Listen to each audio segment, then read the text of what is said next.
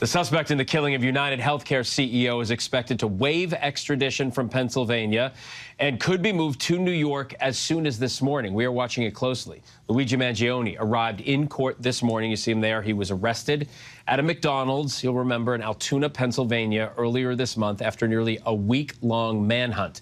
He's charged with gunning down UnitedHealthcare Chief Executive Brian Thompson in busy Midtown Manhattan in broad daylight. ABC News senior investigative correspondent Aaron Katersky joins me now, along with ABC News legal contributor Brian Buckmire. Both of you, thank you for staying for the breaking news. We appreciate it. Aaron, what's happening right now?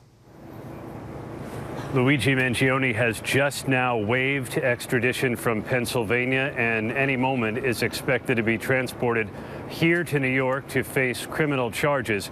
The question, Phil, is which charges will he face first?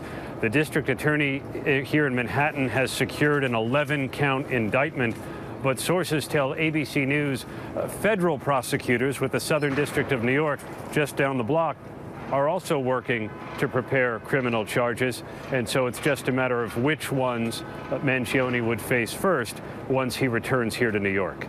And so, Brian, let's talk about the federal charges Mangione will be facing, could be facing, which would make him eligible for the death penalty. How likely is something like that to happen? Yeah, so I think it's likely that if the federal government does pursue charges, oftentimes New York will kind of concede and let the federal government take over a case. But in a case this high profile, and especially where Manhattan has already secured an 11-count indictment with one of the highest charges we have in this state, there may be some negotiations or back and forth. But to your point, the federal government does still have the death penalty, although very rarely used. New York, the highest charge and sentence that we have is life without the possibility of parole, and that comes with that murder in the first degree and furtherance of terrorism that Mangione is charged with. Aaron, you've been following this case since the moments the gunshots were fired through the manhunt. What do you expect to see happen when Mangione arrives in New York? Well, if he comes here to 100 Center Street, he would be arraigned on the indictment that charges him with murder in the first degree and furtherance of terrorism and other offenses. He would have to enter a plea. In all likelihood, that plea would be not guilty based on things his lawyer has said, and then he would be remanded into custody without bail, likely on Rikers Island, the New York City jail complex. If he goes to federal court, we just have to see how he's charged, what charging instrument federal prosecutors use. It could simply be an initial appearance on a complaint, or if prosecutors are able to secure an indictment, he would have to enter a plea there too. But either way, he's not seeing the light of day again.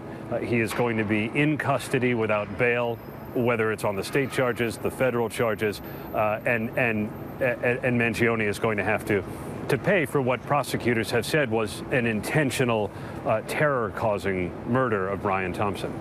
And Brian, Mangione's lawyers say, of course, they are going to fight these federal charges. How successful do you expect they will be in fighting the charges?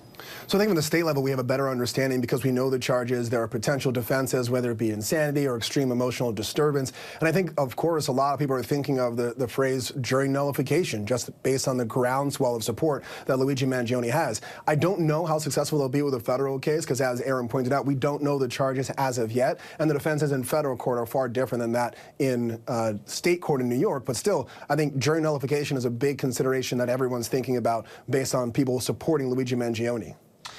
All right, Aaron Katersky, Brian Buckmire, thank you both very much.